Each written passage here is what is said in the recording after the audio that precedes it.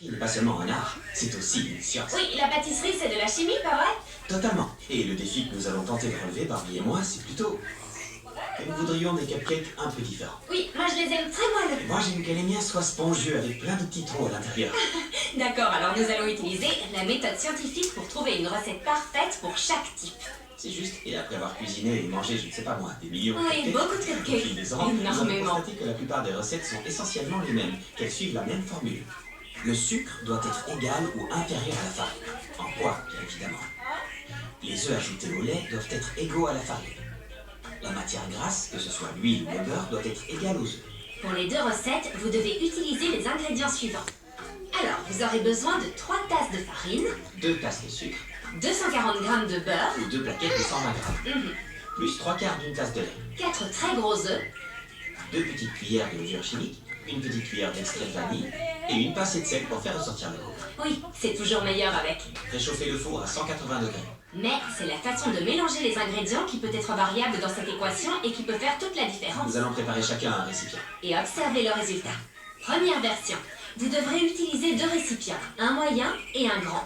Mettez tous les ingrédients secs dans le bol moyen, c'est-à-dire la farine, la levure chimique, le sel, et mélangez-les. Pour ma recette, vous n'avez besoin que d'un récipient. Mettez 3 tasses de farine, ajoutez 2 petites cuillères de levure et une demi-cuillère de sel. Maintenant, dans le grand récipient, je vais mélanger les 240 g de beurre en morceaux avec le sucre. Utilisez du beurre doux que vous aurez laissé à température ambiante pour le ramollir. Utilisez le dos d'une cuillère en bois pour lisser et mélanger le beurre au sucre jusqu'à obtenir un mélange homogène. La pâte obtenue doit être blanche et légère. Maintenant, dans mon récipient unique, j'ajoute le sucre et le beurre mou coupé en morceaux. Et je mélange. De mon côté, je vais ajouter les 4 œufs dans le grand bol, un par un. Assurez-vous qu'ils soient à température ambiante car les œufs trop froids se mélangent moins bien. Moi aussi, j'ajoute les 4 œufs un par un.